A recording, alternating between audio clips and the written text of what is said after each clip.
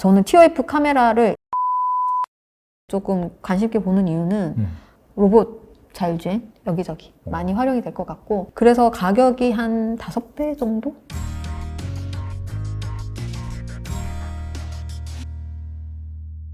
근데 아까 말씀을 하신 것 중에서 뭐 약간 전반적으로 수직 계열화를 하려고 하잖아요. 네. 뭐 IT 기기라든지 그다음에 콘텐츠 이런 부분에서 말씀해 주셨는데, 제가 이제 궁금한 거는 네. 광학계나 네. 그다음에 디스플레이 이런 쪽은 그나마 우리나라 업체들 중에서도 네. 잘하는 업체들이 있는 걸로 알고 있거든요. 그쵸. 특히나 이제 디스플레이. 네. 디스플레이 같은 경우에는 뭐 LG라든지 삼성 그쪽에서 꽉 쥐고 있잖아요. 네. 그러면은 사실 저런 기업들이 자체적으로 개발할 수 없다라고 한다면 우리나라 그런 기업들이 수혜를 볼 수 있는 분야 아닌가요? 디스플레이는 최강이지만 네네. 뿐만 아니라 그 광학계도 우리나라에 꽤 네네. 괜찮아요. LG노텍이라든지 삼성전기 두 기업 같은 네. 경우에는 과학계 쪽으로 네. 좀 하고 있잖아요. 카메라 쪽 플러스 뭐 TOF, 아까 공간을 인식하기 위한 그런 센서 모듈들도 하고 있고, 사실 그런 모듈들 하나하나에 들어가는 게 반도체잖아요. 네네. 근데 결국 우리나라에서 설계하는 인력들이 있으니까. 그래서 장점이 굉장히 많은 상황이거든요. 그리고 아시다시피 우리나라가 언제였더라? 2000년 전후에 가지고 광통신 붐이 불 때가 있었잖아요. 맞아요. 네. 그때 웬만한 엔지니어들 뭐 약간 뭐 물리학, 광학 뭐 이런 걸 조금이라도 한 달이 걸쳐서 전공했던 사람들은 다 광학을 했어요. 그때 엄청나게 뭐 ADSL이니 뭐 이런 식으로 정부 지원금들도 많고 해서 대학들도 이제 교수들을 굉장히 많이, 연구진들을 육성을 했었거든요. 네. 근데 이 얘기를 뜬금없이 왜 드리냐. 네네.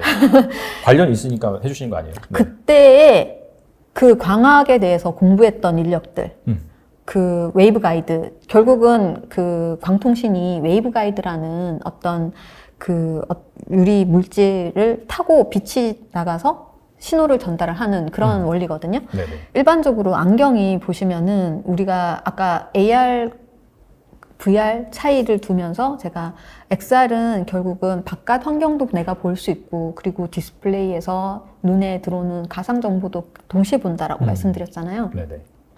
그래서 이런 안경을 보시면은 여기에서 외부에서 들어오는 빛도 눈에 들어올 수 있고, 그 다음에 이 안경다리든 위쪽이든 간에 디스플레이가 있으면 디스플레이가 주는 빛도 이 안경의 광학을 타고 안으로 와서 눈으로 다시 들어오는, 눈이 이쪽에 붙은 게 아니고 센터에 있잖아요. 그러다 그렇죠. 보니까 네네. 안쪽까지 빛을 타고 들어가서 눈으로 쏴주는 이런 역할을 하는 네네. 그런 그 광학계들이 필요하거든요. 네네. 이 광학계를 이제 컴바이너라고 부르는데, 이게 들어보시면 이게 단어도 되게 심플하잖아요. 컴바인. 네네. 이 외부광과 이 내부의 그 디스플레이에서 오는 빛을 합쳐서 눈으로 보내준다라는 딱 그 의미밖에 없는데, 이런 광학계가 아까 말씀드린 광통신의 빛이 타고 간다라는 똑같은 원리를 이용을 하는 거거든요. 그래서 이 말씀을 드렸던 이유가 우리나라에서 그 광통신을 위해서 많이 양성이 됐던 그런 훌륭한 광학 분야의 인력들이, 교수님들도 마찬가지고 우리나라에 너무 많은 거예요. 고급 인력 풀들이. 네네. 전 세계적으로 봤을 때 되게 많아요. 그래서 그분들이 물론 교수님도 되셨지만, 그리고 실제 연구소에서 일하고 계시는 분들도 있지만, 국내에 와가지고 회사를 차리신 분들도 좀 있어요. 그러다 보니까 이런 네. 광학계 쪽에 전문 인력들이 꽤 많아서 우리나라에서 이런 컴바이너 쪽으로 스타트업들이 좀 있어요. 네네. 비상장의 회사들이 있고, 네.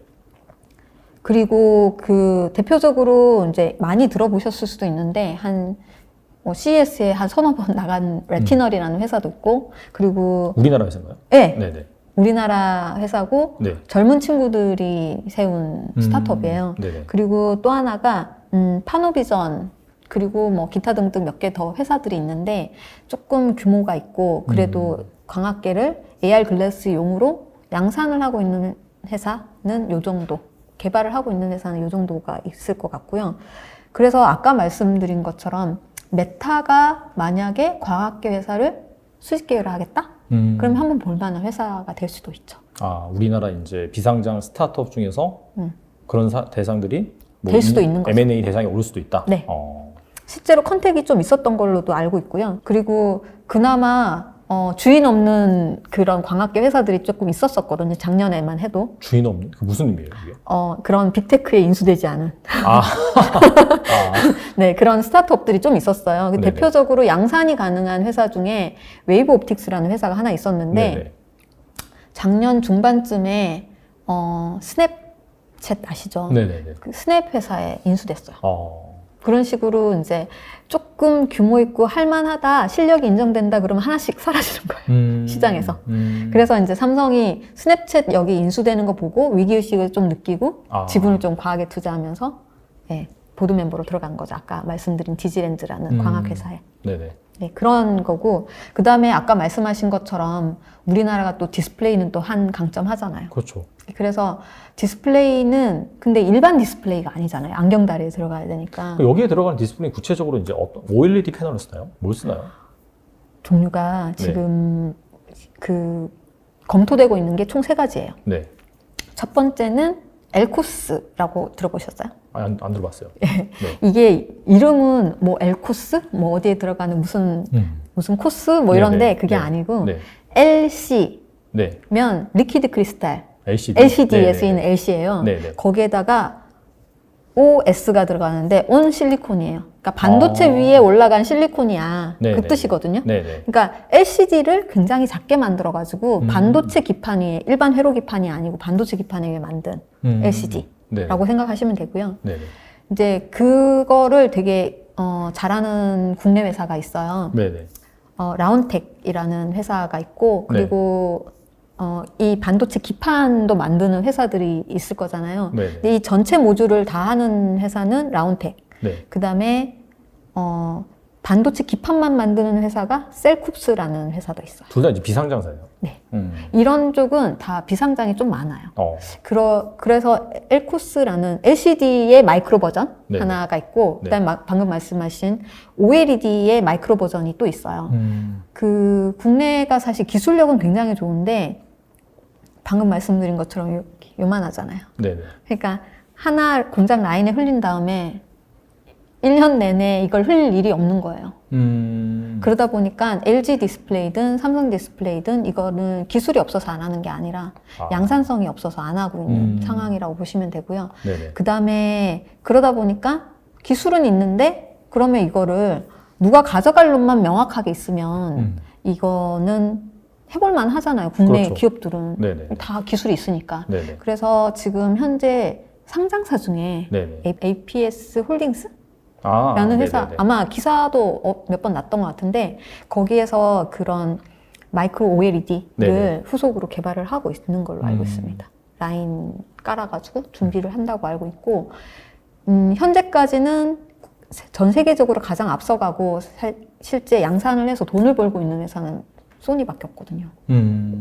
그 OLED 쪽은 마이크로 OLED는 근데 만약에 APS 홀딩스가 성공을 하면 양산화에 성공을 한다면 좀 기대해 볼 만하지 않을까라고 생각을 하고 있고요. 사실 이런 회사가 뭐 회사 자기 돈을 써가지고 열심히 개발을 한다 그러면요 정말 좋겠지만 사실 국민의 세금으로 과기부에서 이제 국가과제로 좀 진행을 했고요. 지금도 진행을 하고 있고 요 결과물이 아마 나올 때쯤이면 이 회사도 선순환이 일어나지 않을까라고 기대하고 있습니다. 그리고 네. 세 번째가 네네. 그 LCD, OLED, 네. 그다음 세 번째가 네. 마이크로 LED 마이크로 LED. 네. 네네. 라는 건데 기존의 마이크로 LED는 보시면은 그 전광판 이런 거 보셨잖아요. 이렇게 한 땀 한 땀 이렇게 네네. 박아놓은 네. LED인데 네네. 그렇게 해가지고는 여기에 박을 수가 없는 거예요. 그래서 이제는 아예 반도체 웨이퍼 상에다가 얘를 LED를 증착을 해서 네.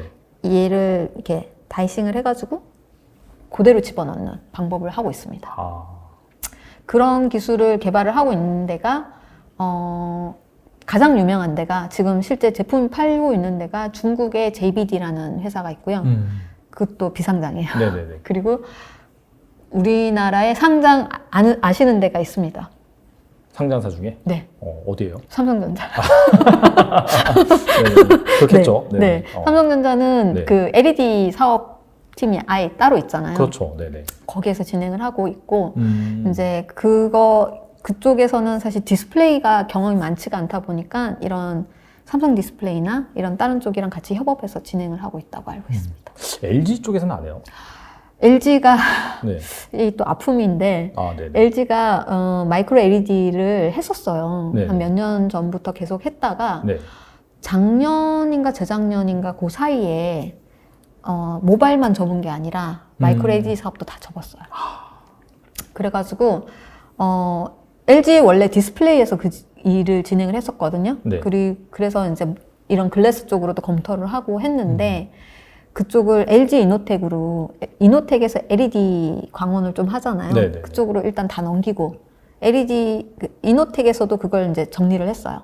그러면서 LED 관련 특허를 매물로 내놨었거든요. 그래서 중국에서 사갔던가, 네.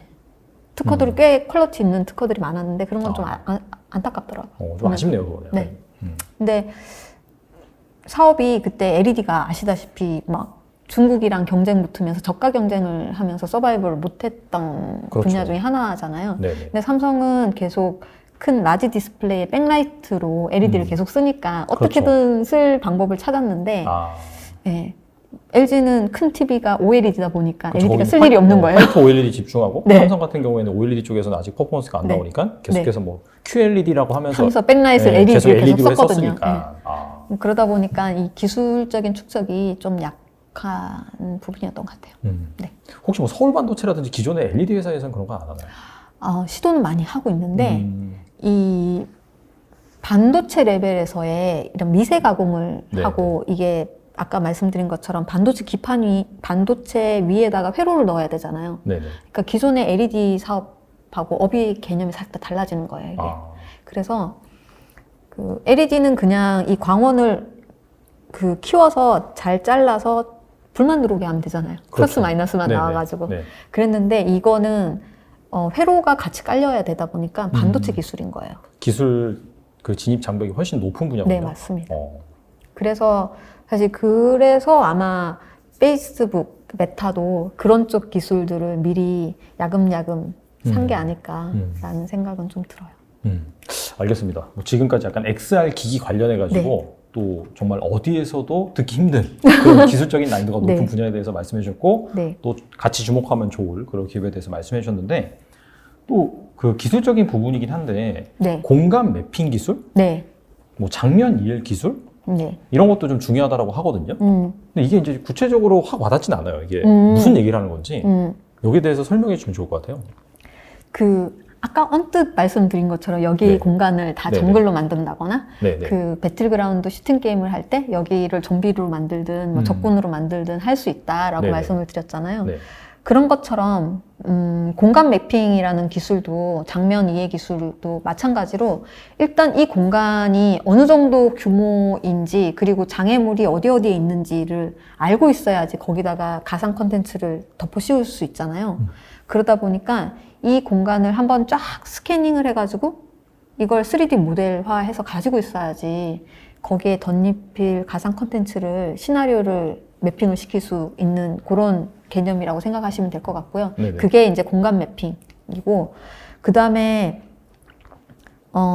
장면 이해라는 거는 결국은 이게 장애물이냐 아니면 누르면 이렇게 쑥 들어가는 머티리얼이냐 네네. 혹은 이게 물컵이냐 마우스냐 뭐 이런 식의 어떤 하나의 오브젝의 어떤 머티리얼의 성격을 알아야지. 예를 들면 제가 가상 아바타를 하나 키우고 있어요. 네네. 혹은 뭐 그러면 아바타를 예를 들면 너 잠깐 여기 앉아 있어 이렇게 얘기를 했어요. 그러면은 여기에 엣지에다가 걸터 앉아 있어야 되잖아요.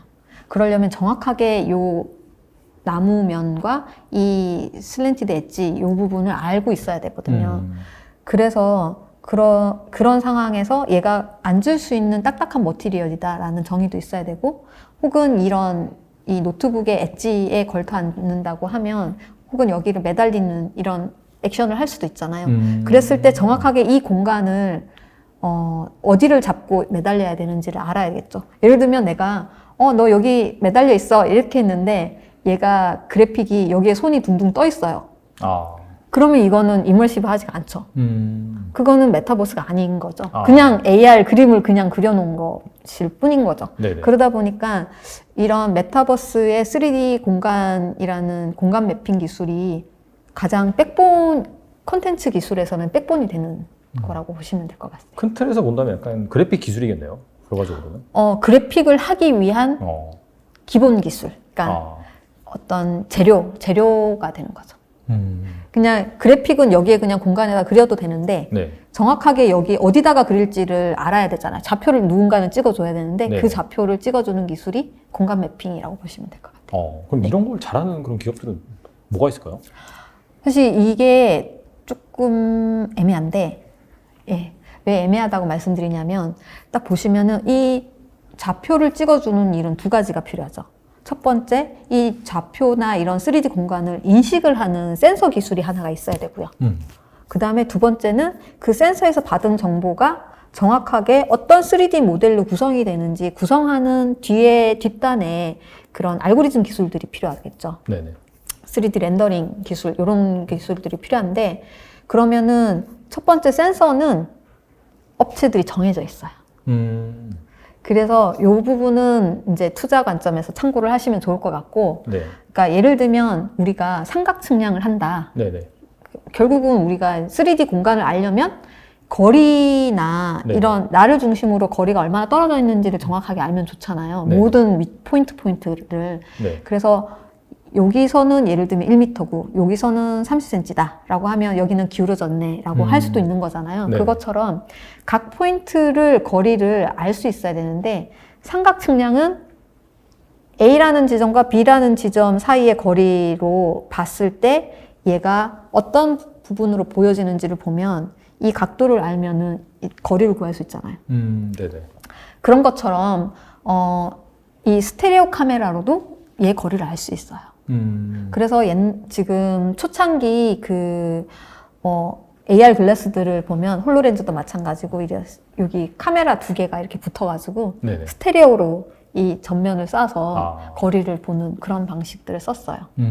근데 이게 대충 짐작하시겠지만 이게 삼각 측량이라는 게 정확하지가 않잖아요. 그렇죠. 네. 여기서 이렇게 줄자 재면 되는데 네네. 굳이 이렇게 해가지고 어. 오차를 만들 필요는 없잖아요. 네. 그리고 이게 만약에 이게 떨어진 거리가 이만큼이다. 그러면 요 안에서의 사각지대도 생길 수가 있잖아요. 네네. 그리고 너무 붙어 있다. 그러면 각도가 정확하지가 않을 거고. 그런 일들이 있어서 스테레오 카메라가 좀 한계가 있어요. 아. 근데 어찌됐건 그러면 이런 스테레오 카메라는 실시간으로 사람이 걸어 다녀도 실시간으로 공간을 알아야 되잖아요. 네. 그러다 보니까 어떤 굉장히 빠른 스피드의 그 3D 컨텐츠를 스캐닝 할 수 있어야 되거든요. 그래서 흑백으로 이제 프레임 레이트를 높여가지고 스테레오 카메라를 주로 쓰는데 해상도도 안 높아요. 그러다 보니까. 네네. 그러다 보니까 또 오차도 커지겠지만 네네. 그런 카메라는 주로 중국의 옴니비전이 만들어요. 아. 그러다 보니까 얘들은 단가가 경쟁이 별로 안 좋죠. 국내 기업이 해봤자 이게 단가가 비쌀 수가 없잖아요. 대충 들어보셔도 아시겠지만 네네네. 단가가 비쌀 수가 없어요. 아. 그래서 어차피 이 촬영된 컨텐츠를 가지고 거리를 구하는 건 뒷단에 알고리즘들이 하다 보니까 결국은 카메라 그냥 모듈만 있으면 되는 거예요. 이거는 그래서 가격 경쟁력은 없지만 많이 쓰이는 거는 옴니비전, 중국의 옴니비전의 어떤 스테레오 카메라다. V슬램용 이런 카메라가 있다고 보시면 되고, 그 다음에 두 번째 아까 이렇게 줄자 재는 네네. 거는 네. 많이 들어보셨을 건데 TOF 카메라라는 네네. 건데 걔는 TOF가 뭐의 약자죠? 타임 오브 플라이트라고 빛을 이렇게 쏘고 갔다가 오는 거리를 알려면 사실 너 얼마 만에 돌아왔어 라고 기다리는 타임을 알고 있으면 네네. 빛의 속도를 아니까 네. 거리를 환산할 수 있잖아요. 네네. 그런 식으로 이제 거리를 계산하는 방식이 이제 TOF 방식인데 이걸 다시 또 이렇게 빙 스캐닝을 해요. 네네. 그러면은 라이다예요. 아. 그러면 대충 이게 머릿속에 오시죠? 이거 자율주행에도 쓰는 거겠네? 이렇게. 그럼 기존의 그런 자율주행에서 라이다 센서를 만드는 기업들이 이쪽도 해계원리를 가져갈 수 있다. 그렇게 이해할 수 있겠네요. 그렇게도 볼 수 있지만 반대로도 볼 수 있는 거죠. 그러니까 왜냐면은 얘네들은 핵심이 이걸 구동을 해야 돼요. 네. 스캐닝을 해야 되니까. 네네. 그러다 보니까 단가가 되게 비쌌거든요. 그렇죠, 비싸죠. 예, 네. 텔레다인 뭐 이런 회사들이 뭐 수백만 원 뭐 이랬는데 네네네. 그래서 사실 테슬라는 우린 비싸서 저거 아예 안 쓸게 이렇게 네. 얘기를 할 정도인데 스캐닝을 안 하면 이 모터가 없잖아요. 네. 그러면 모듈이 작아질 수 있거든요. 아. 한 놈은 빛을 쏘고 한 네. 놈은 카운트해가면서 빛을 읽기만 하면 돼요. 네네. 그러면은 빛을 읽는 거는 일반 광학 카메라의 음. 약간 연장선이라고 보시면 돼요. 동일하진 않지만 네. 그러다 보니까 일반 이미지 센서를 만드는 회사들이 이 TOF용 이미지 센서도 만들 수 있어요.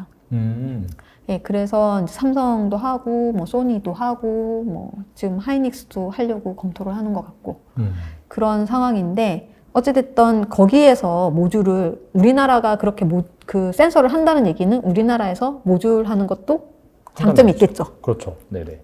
대표적인 예가 그 아까 말씀드린 소니, 네. 그다음에 두 번째 탑이 LG 이노텍. 네네. 그다음 LG 이노텍이 이제 주로 이제 삼성 거 받아다가 많이 하고 있죠. 아, 삼성전기가 안 해요, 그러면? 삼성전기는 TOF 카메라는 안 해요. 아, 그건 안 해요? 아, LG 이노텍이 하는구나. 네. LG 이노텍이 주로 하고 있고, 네.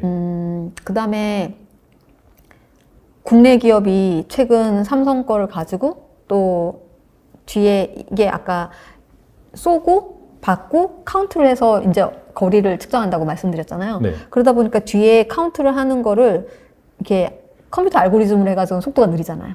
그래서 결국은 칩이 박혀서 하면 속도가 네네. 빠르고 실시간으로 출력이 나오겠죠. 그래서 결국 LG 이노텍에서도 하는 것도 이 광학 모듈, 쏘는 빛 광학 모듈과 수신하는 센서 그리고 이걸 카운트하는 칩 이렇게 네. 세 개의 패키징을 하거든요. 아. 네. 근데 이걸 국내 한 기업 미래 컴퍼니 맞을 미래 거예요 아마. 컴퍼니? 네, 미래 컴퍼니가 재작년부터 이제 이쪽을 검토를 하기 시작했는데 사실 이 책을 쓸 때만 해도 네. 사실 여기가 양산 수준인지 저도 갸우뚱해가지고 언급을 안 했었어요. 여기가 원래 그 디스플레이 장비 쪽 만드는 회사잖아요. 맞아요. 약간 네. 그 최근에는 그 의료기기, 네. 로봇 수술 기기도 만들고. 맞아요. 그쪽도 하고 있는데 TOF도 준비를 꽤 했어요. 아. 그래가지고 이 회사가 그 모듈을 작년 초에 뭐 칩이 나왔다 그러면서 이제 했는데 네. 당장 어디에 저기 채택이 될까라고 저는 계속 모니터링 하고 있었거든요. 근데 작년 하반기부터 실제로 국내에도 AR 글래스 만드는 업체가 하나 있어요. 네네. 양산하고 있는 업체가 하나 있는데 PNC 솔루션이라고 네. 비상장이에요. 이 네. PNC 솔루션이라고 이제 네. 글래스를 실제로 만들어서 네. 군용이나 네. 그런 제조 공장 이런 데 납품하고 있는 회사가 있는데 그 회사에 실제로 이게 채택이 된 거예요. 작년 연말부터. 네. 그래서 써보니까 생각보다 퀄리티가 괜찮다라는 게 그 업체의 피드백이었어요. 그래서 제 생각에는 LG 이노텍은 사실 물량도 크고 퀄리티는 훨씬 좋겠죠. 그 사이에 아이폰이나 아이패드에 뒤에 계속 들어갔었잖아요. 그렇죠. 네네. 그러다 보니까 퀄리티 이밸류에이션이나 이런 거는 훨씬 잘 했을 것 같은데 신규로 이제 진입한 미래 컴퍼니도 볼만하지 않을까 투자 관점에서 그런 생각은 좀 들고요. 혹시 그런 업체도 있던데 하이비전 시스템이라고 해서 네. 아예 그냥 그 카메라 모듈 네. 검사 장비 하는 거? 네, 맞아요. 검사 장비 쪽 하이비전 많이 LG 하죠. 노텍이랑 또 네, 맞습니다. 거래 관계가 있잖아요. 네. 검사 장비 쪽은 네, 그런 하이비전이나 이런 데서 꽤 하고 있죠. 그렇지만 사실 저는 TOF 카메라를 LG 이노텍이랑 미래 컴퍼니를 조금 관심 있게 보는 이유는 결국 이게 글라스에 하나씩 박히겠지만 네네. 로봇 자율주행, 네네. 딜리버리 로봇 생기고 그다음에 자율주행 차가 생기고 네네. 그러면은 얘네들이 시장이 확실히 커질 수가 네. 있으니까. 많이 바뀌겠죠. 여기저기 많이 활용이 될 것 같고 네. 그렇게 해서 이제 공간 매핑 얘기하다가 TOF 센서까지 왔는데 그래서 네. 이런 TOF 센서가 네. 사실 아까 언뜻 말씀드린 것처럼 스테레오 카메라보다 네. 단가가 비쌀 수밖에 없죠. 네, 그렇죠. 기술 장벽이 네. 훨씬 높은 분야니까. 네. 그래서 가격이 한 5배 정도? 네, 돼요. 그러다 보니까 부가가치도 좋겠죠. 네.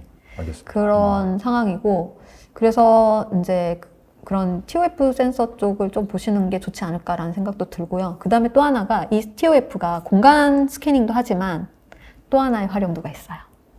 아까 그 글래스에서 인터랙션도 필요하다라고 말씀드렸잖아요. 그렇죠. 네네. 그게 인터랙션이 예를 들면은 군 작전 중에 음성으로 야 다음 거 넘겨봐 이렇게 못 하죠. 네네. 그렇죠. 네. 그럴 때는 이제 수신호로 해야 되잖아요. 네네네. 그럼 수신호를 인식하는 센서가 어딘가에 또 있어야겠죠.